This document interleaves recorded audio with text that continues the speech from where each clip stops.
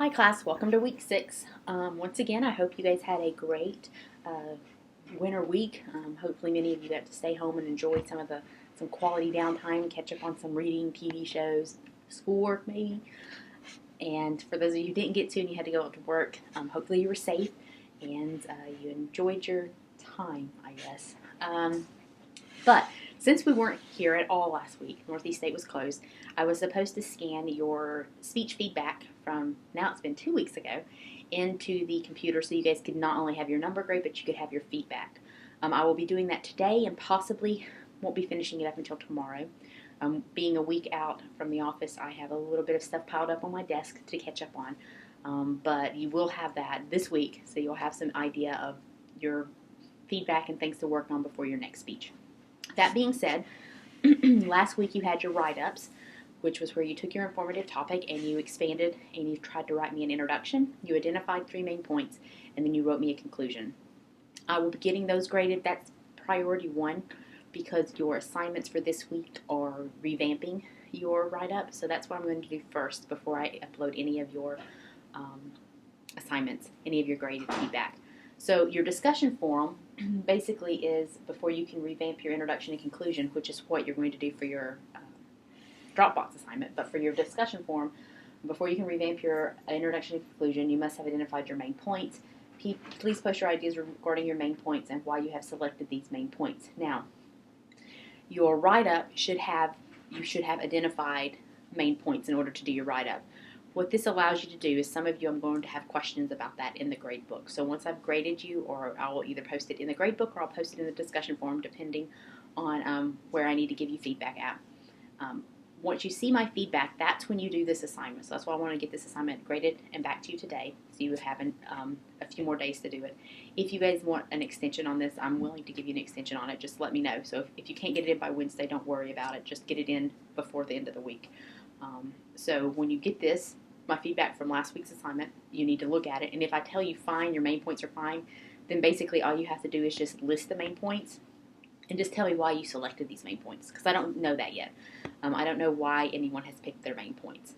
If I've given you feedback that your thesis doesn't match your main points, or that these main points don't seem to match, or maybe you need to revise them, or you have too many, then this is the chance for you to take that feedback and actually propose, these are my new main points. So this allows us to make sure before you go into your speech that I have approved and identified your main points and that you are actually giving an informative speech. And so that's for the discussion, really easy. And then the Dropbox assignment is after you've completed your write-up from last week and reviewing the chapter materials on effective introductions, I want you to revamp them. Now, some of you, you're going to have a really great introduction to begin with, and you may not have to do much revamping. But for some of you, I'm going to tell you that it's either too long, or you don't have an attention getter, or your thesis is clunky or something like that. And this allows you to go, after reviewing the materials of how to structure an effective introduction, and revamp that a little bit. It also allows you to start bringing in, materials and introductions, bring in your conclusion. So your write-up will allow you also to do that. So I'll give you feedback on your conclusion. Did you signal correctly? Were you persuasive? Many of you will probably have a persuasive lean in your write-up, and that's normal. So this gives you a chance to revamp that.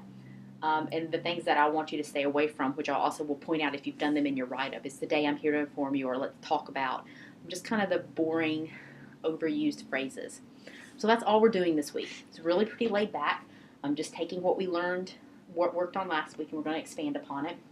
I want to look really fast and just see when our next meeting is while I have you guys online with me.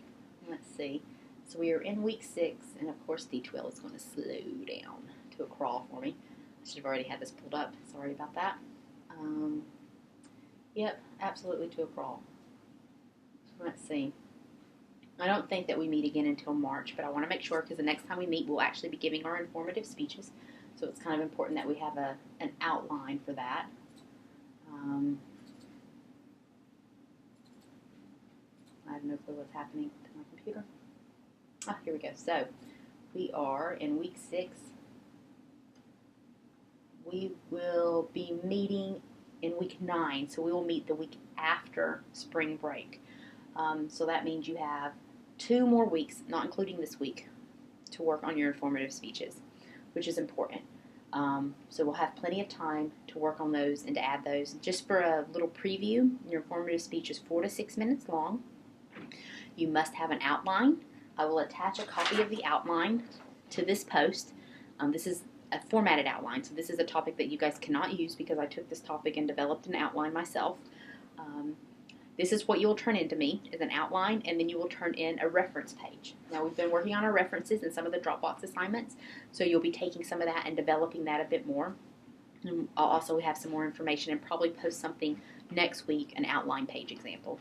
So 4 to 6 minutes long. You must turn in an outline. You must turn in a reference page. You must have a visual aid. Your visual aid needs to be something that helps educate and expand your audience's understanding of your topic. You can use anything. It doesn't have to be a certain thing. There's not a certain amount of visual aids you have to have. It just has to be what is effective, what gets your point across, what helps me understand your points better. If you do decide to use PowerPoint or Prezi, I do have some word guidelines. There's 5 words per slide. That does not include the title of the slide, nor does it include any words used on a graph or direct quotes that you're using from someone. What this does is it keeps you from writing a paragraph on a PowerPoint or a Prezi or an emaze presentation where I have to read, or where you turn around and you read to your audience, because a visual aid isn't meant for you to read off of or for your audience to read. A visual aid is meant to expand and to enlighten your audience. There may be certain phrases or words that you want to stress. That's why there's a 5-word minimum per slide, or phrases or words that will help guide you, then that's fine. But what you want to try to do is use graphs and pictures and videos and things that present your material to them in a different way, because we're not all auditory learners. The other thing is that you will have to use oral citations. So the reason you're doing reference and research is so when you're using your facts or you're stating your facts in your speech, it's not your experience or your opinion. And you would want to do according to the CDC or in an interview conducted with. And what this does is it allows me first to look at your references to make sure that you're using stuff that you say you're using. And second, it allows you to become more credible. Because in an informative speech, it's really not about what you think or what you feel or what you've experienced in your life. It's about the facts. It's about the research. It's about what is proven. And so in order to prove something, you have to have someone else who's collaborating that, and that's where the oral citation comes in. Once again, if you have any questions regarding the informative speeches, there's the informative speech section. Please post them there. That allows us to talk in an open forum, because usually if one person has a question, another person has a question as well. If nothing else, I will get off here and start grading your write-ups, and see you later. Talk to you later. Bye.